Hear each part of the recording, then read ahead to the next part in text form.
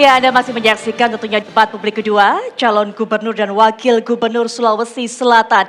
Kita sudah tiba di segmen kedua. Di segmen ini, seperti yang sudah sempat saya sampaikan sebelum jeda, yaitu masing-masing pasangan calon nanti akan mendapat pertanyaan dari panelis dan nanti akan menjawab dan akan diberikan tanggapan oleh pasangan calon lainnya. Saya sudah memiliki amplop yang berisi pertanyaan yang tadi sudah diserahkan oleh panelis kepada Ketua KPU Sulawesi Selatan. Nah, kita pada hari ini telah menetapkan tema tentunya. Temanya adalah ekonomi, infrastruktur, dan tata kelola sumber daya alam. Ada 6 subtema dan tim panelis juga sudah membuat 3 pertanyaan dari setiap subtema untuk bisa mempertajam visi, misi, rencana program kerja yang tadi sudah disampaikan oleh masing-masing pasangan calon.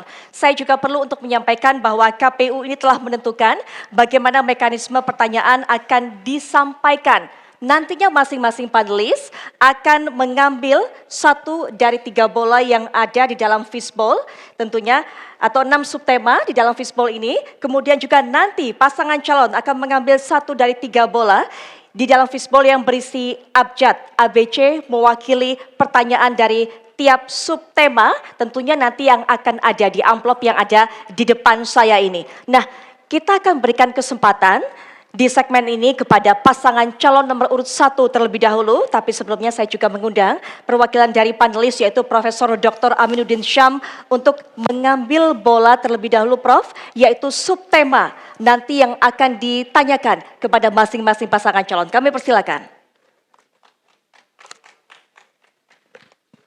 Silakan diambil, kita lihat apa yang menjadi subtemanya. Bisa diperlihatkan ke kamera, ditunjukkan ke kamera saat dibuka. Baik, tahan terlebih dahulu, kita akan lihat subtema apakah itu. Baik, tata kelola hutan dan lahan, subtema kelima kami. Baik, nah kami persilakan kepada pasangan calon nomor urut 1 untuk bisa mengambil bola huruf apa ataupun juga abjad apa nanti yang akan mewakili pertanyaan yang akan dijawab oleh paslon nomor urut 1.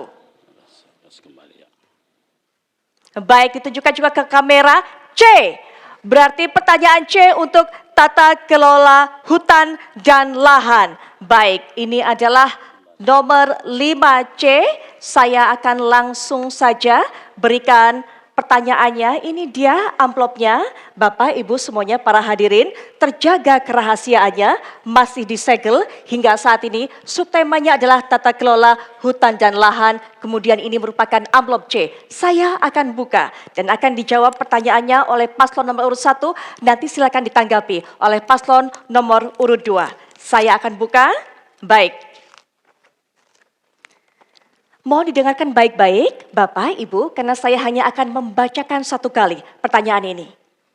Baik, data Kementerian ESDM tahun 2021, jumlah izin usaha pertambangan di Sulawesi Selatan adalah 261 izin, lebih tinggi dibanding Sulawesi Tenggara, yaitu sebanyak 229 IUP. Triple planetary crisis, yaitu perubahan iklim, berkurangnya biodiversity, penumpukan limbah, dan polusi. Pertanyaannya, jika saudara terpilih sebagai gubernur dan wakil gubernur, strategi apa yang akan dilakukan untuk mengatasi masalah tersebut? Kami berikan kesempatan waktunya 2 menit sejak Bapak berbicara, silakan. Walaupun otoritasnya ini di pusat, tapi sebagai orang yang melindungi rakyat Sulawesi Selatan, kami tentunya akan minta dievaluasi, terutama siapa-siapa saja yang memanfaatkan hutan ini dengan tidak mematuhi aturan-aturan lingkungan hidup. Di Sulawesi Selatan jelas sekali, begitu banyak bencana hari ini. Bencana di Luwu, itu pasti pembukaan di hulu. Bencana di Sidrap, bencana di Toraja, itu karena pembukaan di hulu. Kalau kami menang, saya minta kepada pemerintah pusat, karena otorisasi sepenuhnya ada pada pemerintah pusat, tentunya kami minta semua dievaluasi, terutama dalam perlindungan hulu. Bapak Ibu yang saya hormati, seluruh penonton yang menonton acara hari ini, kita ketahui bahwa hulu sungai-sungai di Sulbar berhulu di sekitar Seko. Begitu hulu-hulu di sekitar Teluk Bone juga ada di pegunungan Fairbank dan Latimojong. Kalau itu tidak kita lindungi, maka habislah daerah hilir kita. Downstream kita akan hancur, pertanian kita akan hancur karena terjadi bencana. Sehingga saya kira sudah harus ada kesepakatan yang lebih kuat dengan pemerintah pusat bahwa perlindungan hulu ada mutlak. Persoalan pertambangan banyak cara. Jangan ada tambang terbuka lagi. Sehingga tambang-tambang yang dengan teknologi hijau, dengan berbasis ekonomi biru, ini yang harus kita mulai bangun atau kita transformasi agar supaya insya Allah semua bisa berjalan baik, tapi hulu sungai-sungai kita terlindungi dengan baik, air kita insya Allah ketahanan air akan lebih kuat dan daerah-daerah downstream kita akan lebih aman. Dan insya Allah dengan demikian maka semua program-program pemerintah baik pusat maupun daerah akan berjalan dengan baik. Intinya adalah perlindungan kawasan hulu. Baik, ada 2 detik tersisa, waktunya habis ternyata. Kita sudah dengarkan jawaban dari paslon nomor urut 1 selama 2 menit. Berikutnya silakan diberikan tanggapan pasangan calon nomor urut 2. Kami berikan waktu 1,5 menit, silakan. Ini pertanyaannya bahwa apa kebijakan yang diambil ketika kita ini menjadi seorang gubernur dalam area bahwa memang ada kerjasama pusat masalah kewenangan, tetapi provinsi punya kewenangan juga di sana. Contoh yang saya berikan paling penting adalah komitmen kepala daerah terhadap ekonomi hijau, green economy. Yang kedua adalah tentu bagaimana kemudian kita membuatkan regulasi untuk itu. Contohnya bagaimana kita penetapan RT RW yang kemudian bisa mengunci area yang tidak boleh ditambang. Turunannya untuk provinsi adalah bagaimana penekanan ke kabupaten kota untuk membentuk RDTR, rencana detail tata ruang. Ini yang paling penting pertama, sehingga bisa memblok area yang boleh ditambang dan tidak boleh ditambang, meskipun mereka memiliki konsesi. Kami ketika menjadi gubernur, kami menginginkan area-area tambang di Sulawesi Selatan untuk menjadi kepemilikan sepenuhnya Provinsi Selatan, ada dalam artian untuk mengatur terkait masalah tata ruang. Sehingga silakan melaksanakan pertambangan, tetapi kendali untuk preventif terkait kebencanaan adalah ada dalam tata ruang, rencana tata ruang detail. Sehingga kita mendorong kabupaten kota untuk membentuk RDTR. Itulah rencana detail tata ruang. Baik, masih ada waktu tersisa. Bapak, Ibu mungkin ada yang mau ditambahkan, Ibu silakan. Masih, 5 detik tersisa, cukup sudah. Baik. Ya, kita sudah dengarkan tanggapan dari paslon nomor urut 2. Berikutnya silakan diberikan tanggapan balik Bapak. Waktunya adalah 1 menit, silakan. Pak Adi Sudirman Sulaiman yang saya hormati. Bapak kan sudah pernah gubernur. Bagaimana kajiannya di Bastem? Izin di atas Bastem itu jelas-jelas menyebabkan bencana baru di sekitar Luwu. Nah, gimana tata ruangnya? Katanya tata ruang Sulawesi Selatan sudah selesai. Bahkan RDTR-nya sudah selesai. Nah, justru yang Bapak sampaikan itu terjadi hari ini. Sehingga saya kira tata ruang kita harus melibatkan semua pihak. Saya tanya teman-teman di Seko kemarin. Katanya di kawasan Seko, Rampi, dan Rongkong, tata ruangnya sudah hampir selesai. Saya tanya pada mereka dilibatkan atau tidak? Tidak dilibatkan sama sekali. Nah, maka dengan itu yang mengerti daerah itu adalah masyarakat sekitar. Masyarakat yang apalagi masyarakat adat. Kita punya masyarakat adat, ingat. Di sekitar Basam ada masyarakat adat. Rongkong, Rampi, dan Seko ada masyarakat adatnya. Mereka paham betul. Ada tanah-tanah ulayat juga di situ.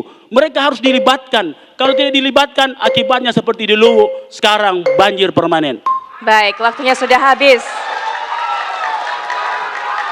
Baik, kita sudah dengarkan tanggapannya dan berikutnya kita akan langsung berikan kesempatan kepada paslon nomor 2 untuk juga menjawab pertanyaan. Tapi sebelumnya kami persilakan kepada perwakilan panelis Ibu Profesor Dr. Nurliah Nurdin untuk terlebih dahulu Ibu mengambil bola subtema. Ada 6 subtema seperti yang saya informasikan tadi.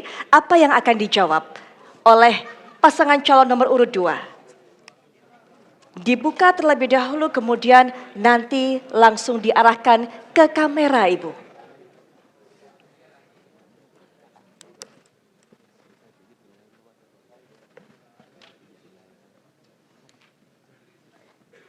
Baik, kita lihat. Baik, ini adalah masalah infrastruktur kesehatan. Kami persilakan Ibu untuk kembali ke tempat. Nah, berikutnya silakan pasangan calon nomor urut 2 untuk bisa mengambil bola di fishbowl, kemudian ditunjukkan bola abjad apa yang nanti akan dijawab. Baik, A. Kita dapatkan 3A yaitu subtemanya adalah infrastruktur kesehatan. Saya akan ambil amplopnya tentunya, ini dia. Bisa dilihat juga oleh Bapak Ibu semuanya, masing-masing pasangan calon, kemudian juga panelis, para hadirin. Subtemanya adalah infrastruktur kesehatan, seperti yang diambil tadi adalah A. Kemudian kita juga lihat masih terjaga kerahasiaannya. Karena memang masih disegel, saya akan langsung bacakan. Nanti diberikan kesempatan kepada paslon untuk bisa menjawab 2 menit dan juga nanti ditanggapi oleh paslon nomor urut 1. Baik, mohon didengarkan, saya hanya akan membacakan 1 kali saja pertanyaan ini. Prinsip dasar Sustainable Development Goals atau SDGs adalah leave no one behind atau tidak meninggalkan siapapun. Namun, pembangunan infrastruktur rumah sakit, puskesmas, dan klinik kesehatan umumnya diutamakan di wilayah perkotaan. Padahal masyarakat pedesaan juga membutuhkan infrastruktur kesehatan tersebut. Pertanyaannya, jika saudara terpilih menjadi gubernur dan wakil gubernur, apa program pembangunan infrastruktur kesehatan di daerah termiskin, terluar, dan terdepan? Waktunya 2 menit, silakan paslon nomor 2. Saya sampaikan di tempat ini, sebagaimana di debat sebelumnya, bahwa pada waktu kami gubernur, kami sudah membangun rumah sakit regional. Pentingnya rumah sakit regional ini adalah untuk terjangkau dan menjangkau. Terjangkau yang pertama adalah bagaimana dia bekerja sama BPJS, harganya terjangkau kepada masyarakat di pedesaan.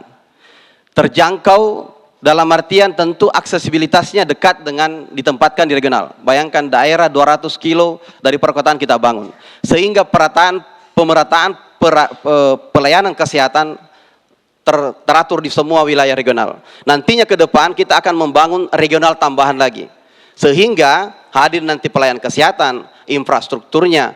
Kami hadirkan 13 dokter spesialis di daerah regional kami. Kita berikan insentif khusus sebagai daerah rumah sakit yang tidak dalam peminatan. Sehingga mereka nyaman, mereka dapat infrastruktur rumah dinas, mereka dapat mobil dinas. Sehingga mereka, nakes-nakesnya merasa nyaman untuk tinggal di sana. Apa yang terjadi? 1 tahun kami bangun sebagai rumah sakit pertama yang dibangun dalam waktu 1 tahun. Itu dengan alat standarnya sangat baik dan kemudian mereka 2.000 melayani pasien per bulannya. Bukan persoalan capkupannya, tetapi bagaimana kemudian aksesibilitas dari ratusan kepala desa, warga desa yang dapat menjangkau rumah sakit tersebut.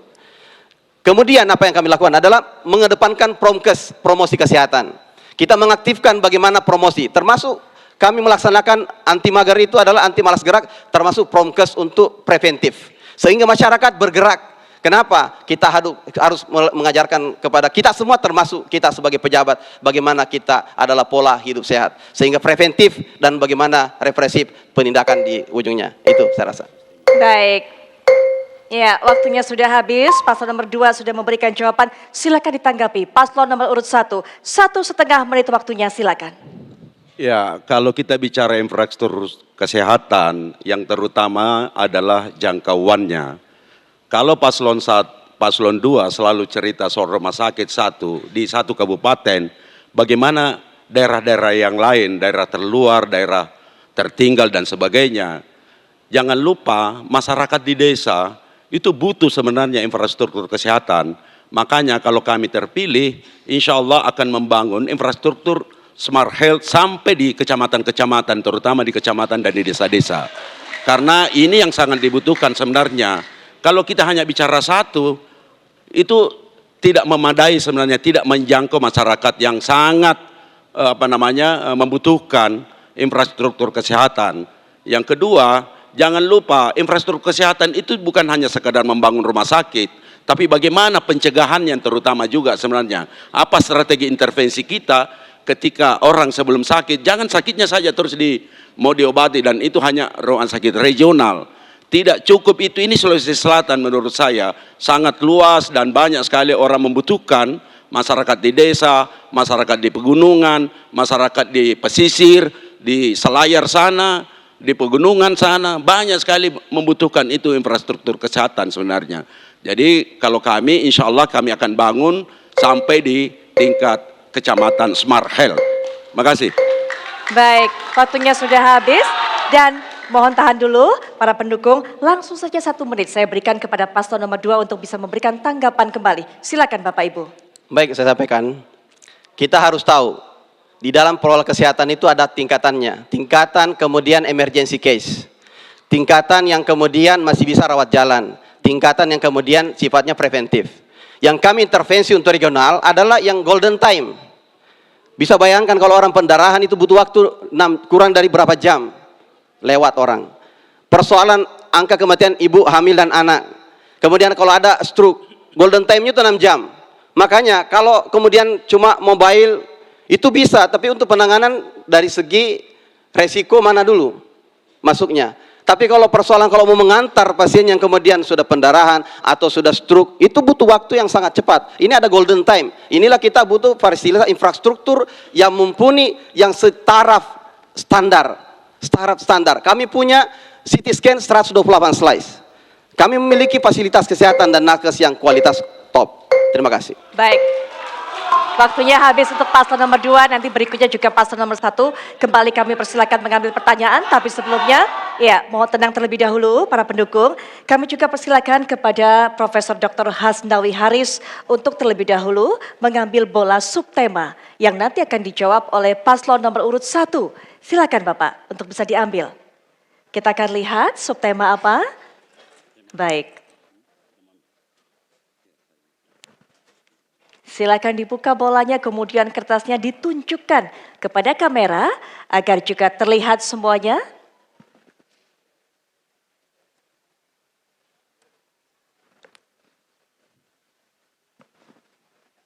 Baik.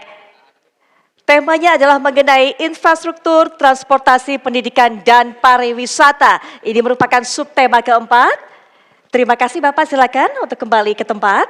Dan juga silakan untuk paslon nomor 1 diambil bolanya di fishball dan akan mendapatkan bola dengan huruf apa untuk menentukan pertanyaan yang akan diberikan.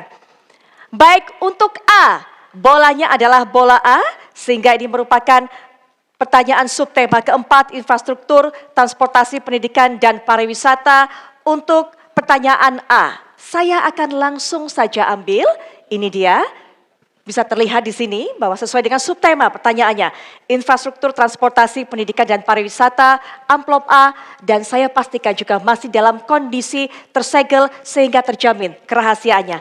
Saya akan bacakan sama seperti tadi Bapak, paslon nomor urut 1 kami berikan kesempatan 2 menit, nanti kemudian ditanggapi oleh paslon nomor urut 2. Mohon didengarkan baik-baik bahwa data SDGs Sulawesi Selatan 2023, sektor pariwisata berkontribusi hanya 1,34%. Sementara Kars Maros mendapatkan penghargaan UNESCO terbaik kedua di dunia, termasuk BC, fosil manusia purba tertua di dunia. Namun, aksesibilitas dan kualitas infrastruktur pariwisata masih terbatas. Pertanyaannya, jika Saudara terpilih sebagai gubernur dan wakil gubernur, bagaimana komitmen untuk mengatasi masalah tersebut? Waktunya 2 menit, kami persilakan. Apa yang dimiliki Sulawesi Selatan sangatlah luar biasa. Bukan hanya kelas nasional, tapi itu kelas dunia. Penemuan terbaru oleh Griffith University Australia, bahwa di Leang-Leang Karampuang ditemukan lukisan tertua di dunia. Setelah sebelumnya ada di Leang-Leang Bantimuru yang tertua 49.500 tahun. Tapi yang terbaru adalah 52.400 tahun. Itu artinya merubah cerita peradaban semua. Tapi sayangnya hal itu tidak pernah menjadi objek yang paling utama yang dijual oleh Sulawesi Selatan. Maka dengan itu, saudara-saudaraku sekalian se-Sulawesi Selatan, tunggu insya Allah kami punya konsep yang jelas soal pariwisata hijau. Inilah pariwisata hijau. tanpa apa-apa dengan menjual cerita peradaban seperti ini yang tidak dimiliki oleh peradaban manapun di dunia. Belum lagi kita lihat bagaimana Gunung Latimojong. Itulah kenapa dalam tata ruang kami membuat klaster-klaster pegunungan. Inilah pegunungan Bulu Saraung, belum pegunungan Latimojong, pegunungan Fairbank, belum Lompo Batang dan Bawah Karaing. Baru satu pegunungan saja sudah menyimpan satu cerita, dan banyak lagi di Seko, di Rampi, banyak sekali hal-hal yang sangat-sangat unik yang kita bisa ekspos. Bapak Ibu yang saya hormati, infrastruktur transportasi berbeda dengan infrastruktur tentang pariwisata. Kalau pariwisata, bagaimana kita enjoy menikmati. Kalau infrastruktur bisnis transportasi, bagaimana secepatnya sampai. Beda konektivitas, infrastruktur tentang konektivitas niaga, secepatnya kita buat. Kita akan membuat jalan tol keliling pesisir Sulawesi Selatan dan jalan terusan Barat Timur. Insya Allah dengan semua itu, maka akan hiduplah niaga kita, perdagangan kita, hidup bisnis kita, dan kita akan membuat jalan khusus pariwisata di Tanah Toraja, di Bulukumba bagian selatan, di Sinjai bagian selatan, dan banyak lagi daerah yang lain, termasuk segitiga Seko, Rampi, dan Rongkong. Baik, waktunya habis untuk paslon nomor urut 1 menjawab. Langsung saya berikan kesempatan paslon nomor urut 2, tanggapannya 1,5 menit, silakan. Untuk infrastruktur yang strategis, khususnya daerah pariwisata, tentu dipastikan menjadi skala prioritas kita bangun untuk kenyamanan. Dan lalu kemudian tidak lupa bahwa transportasi publik harus kita hadirkan untuk menjangkau daerah wisata tersebut. Saya sampaikan, pariwisata kami tidak mau bercerita. Karena Ramang-Ramang itu kami bantu 8 miliar dan kami bekerja sama dengan Pemkab untuk membangun menjadi UNESCO. Itu bersama Pemkab Maros. Yang kami sampaikan juga, Bapak sudah pernah ke Seko, selamat datang di Seko. Orang yang ke sana sudah banyak, tapi kami telah menggelontorkan dana 250 miliar untuk menembus ke sana. Masih ada tersisa Bapak sekitar 24 kilo, silakan dicek ke sana. Yang berikutnya saya sampaikan, bahwa apa yang kami bangun adalah bagaimana transportasi sistemnya. Kami membangun subsidi penerbangan ke Toraja. Alhamdulillah sekarang sudah berjalan sendiri. Toraja ke Balikpapan kami sudah anggarkan 2 tahun tersubsidi. Dan alhamdulillah sekarang sudah tidak perlu disubsidi. Kami mensubsidi semua penerbangan untuk aksesibilitas. Karena ada 3, aksesibilitas, amenitas, dan atraksi di dalam kepariwisataan. Ini harus ditahu dulu. Kalau tidak ada infrastruktur bagaimana menjangkau? Orang pulang duluan kalau tidak bisa menjangkau kurang dari 3 jam. Makanya konektivitas, makanya Sulsel harus terkoneksi dulu. Kenapa kami fokus infrastruktur? Karena itu Bapak. Terima kasih. Baik, waktunya sudah habis. Selanjutnya langsung diberikan tanggapan 1 menit paslon nomor 1. Kalau begitu ceritanya, berarti indeksnya harus bagus. Kenapa indeksnya jelek betul? Ya. Dan saya yakin indeks itu disumbangkan oleh F8 pariwisata Makassar. Pasti itu. Ya, coba dicek. Karena pariwisata ini, bayangkan banyak tari-tarian yang tidak hidup, banyak sanggar-sanggar yang kasihan mereka tidak tertampung dengan baik. Begitu banyak budaya-budaya yang tidak bisa bangkit karena ruangnya sangat sempit. Bukan persoalan uang, ini persoalan kebijakan. Kami insya Allah, karena budaya adalah bahagian dari sejarah kita. Sejarah Bugis Makassar Mandar Toraja itu sejarah dunia. Tidak boleh kita hapus atau kita kerdilkan. Karena dengan begitu kita akan meraih kebesaran kita seperti pada masa yang lalu. Dan insya Allah Dhani Asar dengan slogan pariwisata hijau, insya Allah kita akan majukan keunggulan budaya kita menjadi daya saing Sulsel. Baik, waktunya sudah habis. Berikan aplaus yang meriah. Tentunya untuk masing-masing pasangan calon yang sudah menjawab pertanyaan. Apresiasi juga saya berikan kepada para pendukung yang cukup kompak untuk bisa menjaga situasi tetap kondusif di sesi tadi. Baik, kita akan jeda sejenak. Baik para pendukung, kita akan jeda sejenak. Saat kami akan kembali mempertajam visi misi dan para pasangan calon masih kembali menjawab pertanyaan dari para panelis sesaat lagi.